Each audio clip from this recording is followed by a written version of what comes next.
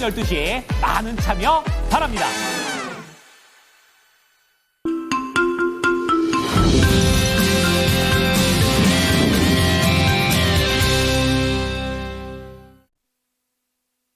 어제 국내장의 분위기가 안 좋았었습니다. 그런 가운데 미국 증시에서는 계속해서 관세에 대한 드라이브가 걸리고 있는 모습인데요.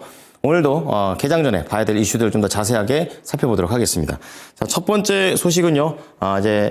탄핵 이후죠. 이후에 야당과 관련된 얘기들이 좀 많이 나오고 있는데요. 이 상법과 자본시장법에 대한 개정에 들어간다라는 그런 구상이 나오고 있습니다. 자, 그런 다음에 이제 배터리에 대한 내용을 좀 체크해 보게 되면요. 지금 리튬 메탈 배터리에 대한 향후 전망이 긍정적이라는 내용이 나오고 있고요. 이제 마지막으로 시간 외에 움직였던 종목 중에서 롯데 손해보험이 되겠습니다. 이 감사 보고서에 대한 이슈가 불거지고 있습니다. 자세한 내용 정수지 캐스터가 전해드리겠습니다. 모닝뉴스입니다. 화요일 개장 전까지 중요한 6가지의 뉴스들 알아보겠습니다. 먼저 헤드라인입니다.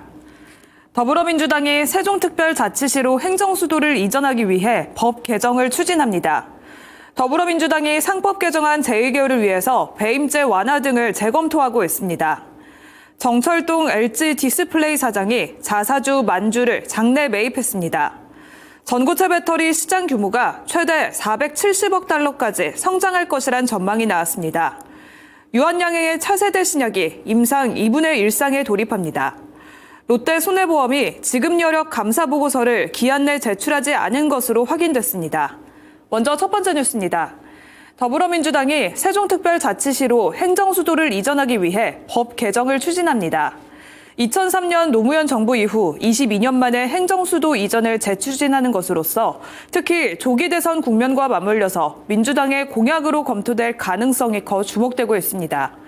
민주당은 이 같은 내용의 신행정수도법을 준비하고 있고 이르면 이달 중순 법안을 발의할 예정입니다. 앞서 이 대표는 지난 2월 말 대통령실 세종시 이전과 함께 국회 세종의사당 건립 논의와 관련해서 진행 상황을 정리해달라는 취지의 발언을 한 것으로 알려졌습니다. 이후에 이 대표는 관련 법안 준비를 직접 지시한 것으로도 전해졌는데요.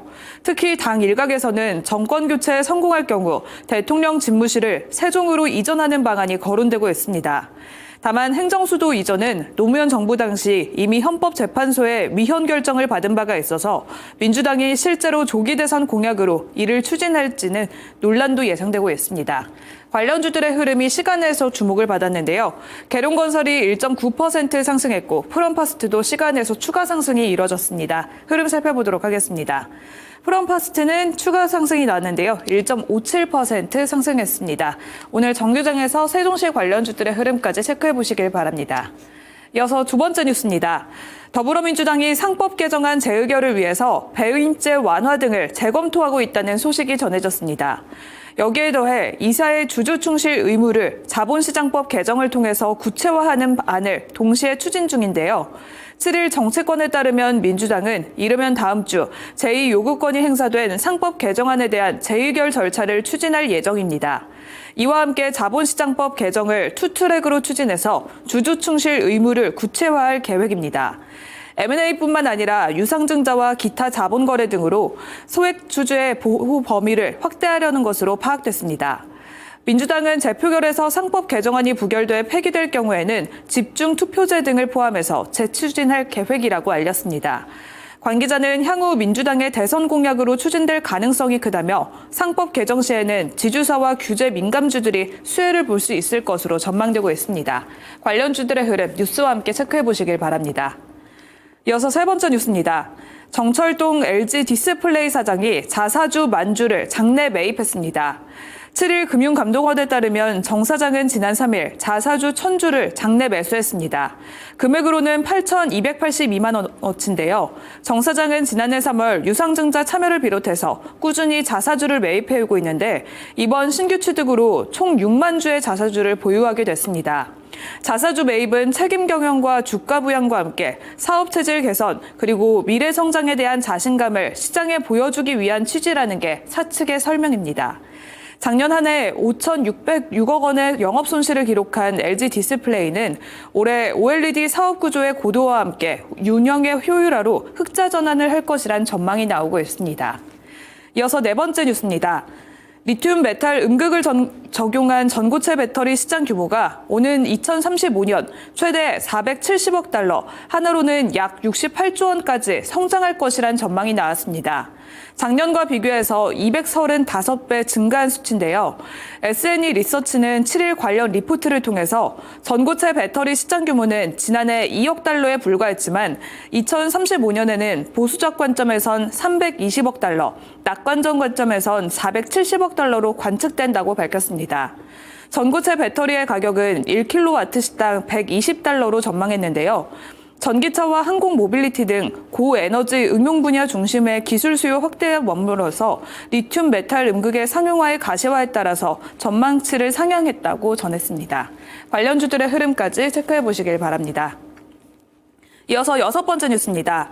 유한양행은 7일 면역항암제 신약으로 개발 중인 YH32364의 임상 2분의 1상 시험 계획을 식품의약품안전처로부터 승인받았다고 밝혔습니다. 지난 2018년 ABL 바이오로부터 기술을 도입한 항암 신약 파이프라인인데요. 암세포 표면에 발현하고 있는 EGFR에 결합해서 성장 신호를 차단하고 동시에 면역세포를 활성화하는 항원 신호를 자극해 면역세포를 활성화함으로써 항암 효과를 극대화하는 기전을 가지고 있습니다. 전 임상 효력 시험에 따르면 강력한 항암 효과를 보였는데요.